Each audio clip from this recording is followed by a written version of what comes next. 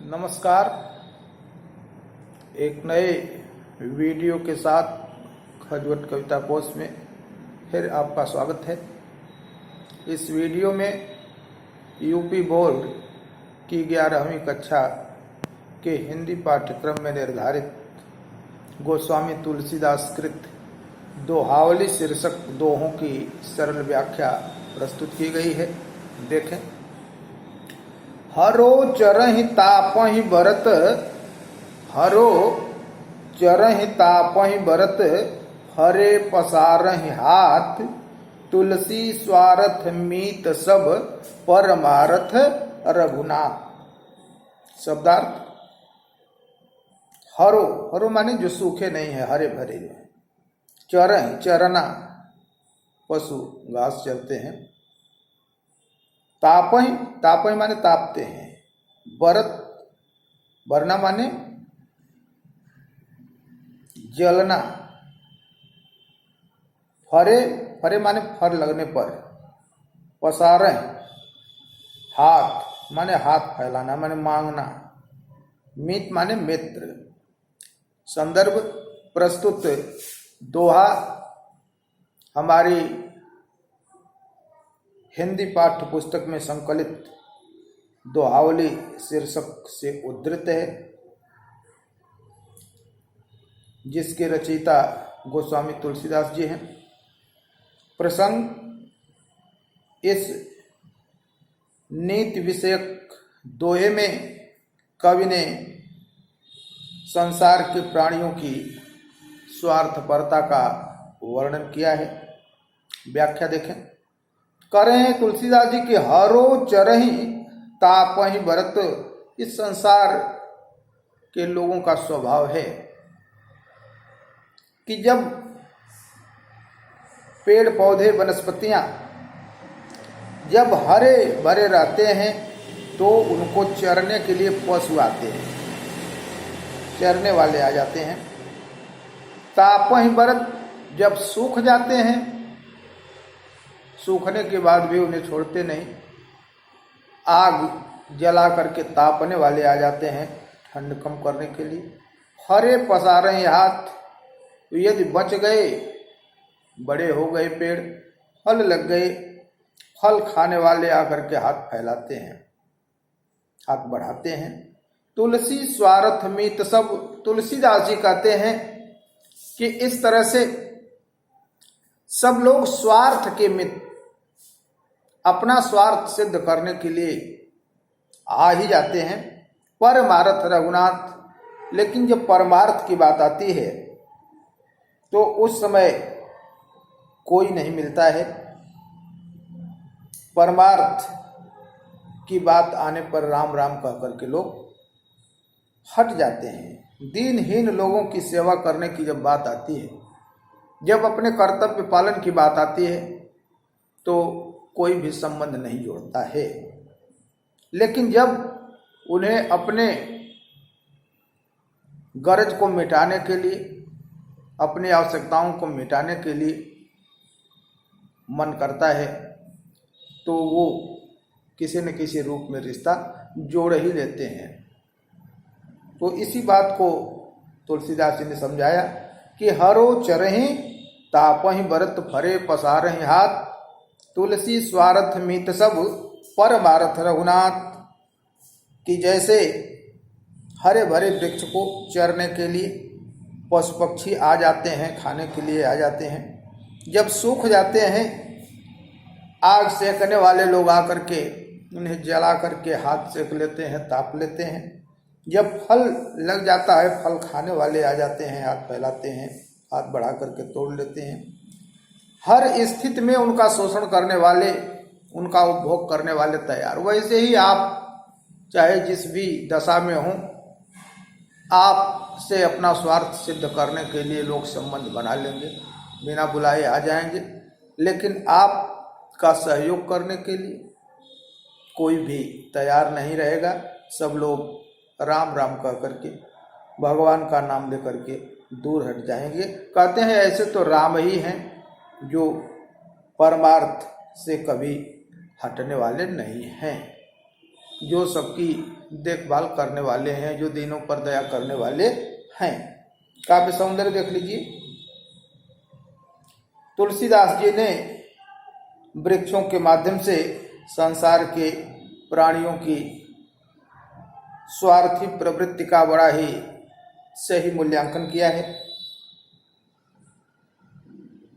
जगत के प्रति वैराग्य तथा भगवान के प्रति अनुराग की प्रेरणा कवि ने अपने इस दोहे के माध्यम से दी है।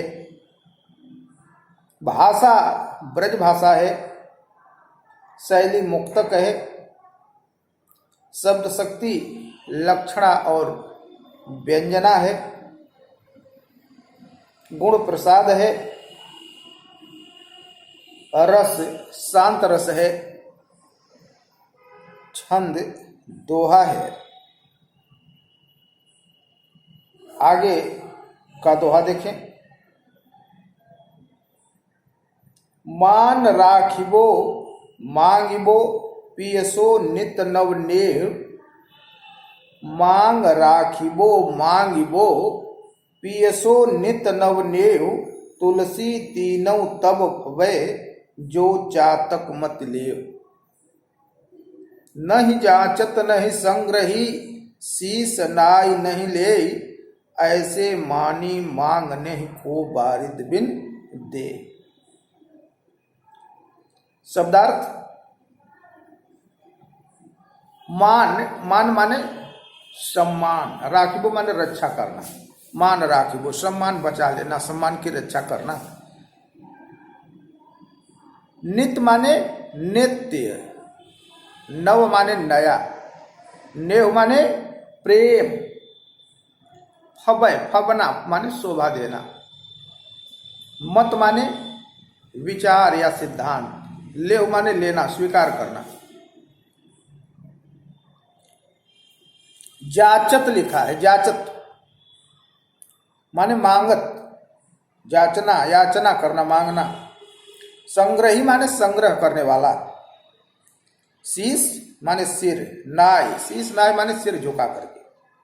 मानी माने स्वाभिमानी, बारिद माने होता है बादल।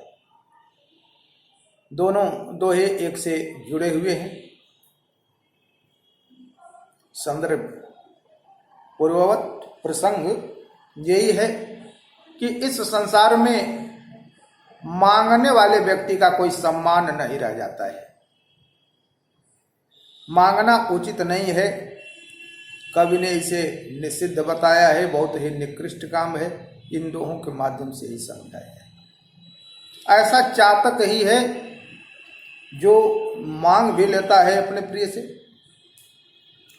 अपना संबंध भी बनाए रखता है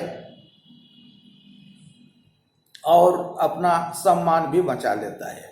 वरना मांगने वाले का सम्मान नहीं बच सकता और उसका संबंध भी किसी के साथ बहुत दिन तक चल नहीं पाता है। इसी बात को तुलसीदास जी ने इन दोहों के माध्यम से व्यक्त किया है। व्याख्या देखें। मान राखिबो मांगिबो, मांग भी लिया जाए और सम्मान भी बचा रहे। पियसो नित नवनेव, अपने प्रिय से निरंतर नया संबंध भी बना रहे। नया संबंध माने कि अच्छा संबंध, कि संबंधों में कोई खटास भी न आवे। कहते हैं तुलसीदास की तीनों तब फबे, ये तीनों बातें तभी शोभा देती हैं जो चातक मत ले, जब चातक के मत का अनुसरण किया जाए। कहते हैं कि मांगना अच्छा नहीं है, क्योंकि मांगने से, जिससे हम मांगते हैं, मांगते मांगते किसी दिन जरूर ऐसा आएगा कि हमारा संबंध विच्छेद, अपने पराये हो जाते हैं। अपने नाते रिश्तेदार, अपने घर वाले, अड़ोस पड़ोस के लोग ऊप करके हमसे संबंध विच्छेद कर देते हैं। प्रेम में खटास आ जाती है, नहीं देंगे हम खुद छोड़ देते हैं उनको, और हमारा सम्मान सुरक्षित नहीं रह जाता। हम उपहास के पात्र हो जाते हैं, हमें लोग हे दृष्टि से देखते हैं।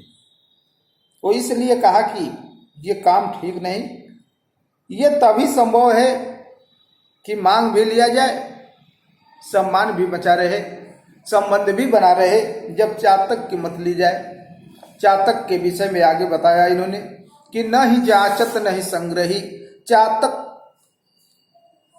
स्वाति नक्षत्र के बादल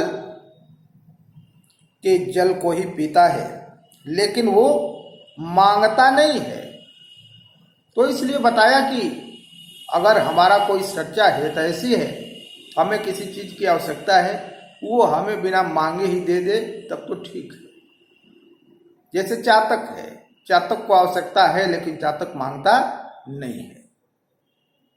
न ही संग्रही, संग्रह नहीं करता है, उतना ही लेता है जितने की उसको आवश्यकता होती है। लेकिन मानव का स्वभाव यह है कि जितना ही मिलता जाए उतनी ही उसकी आवश्यकता बढ़ती जाती है।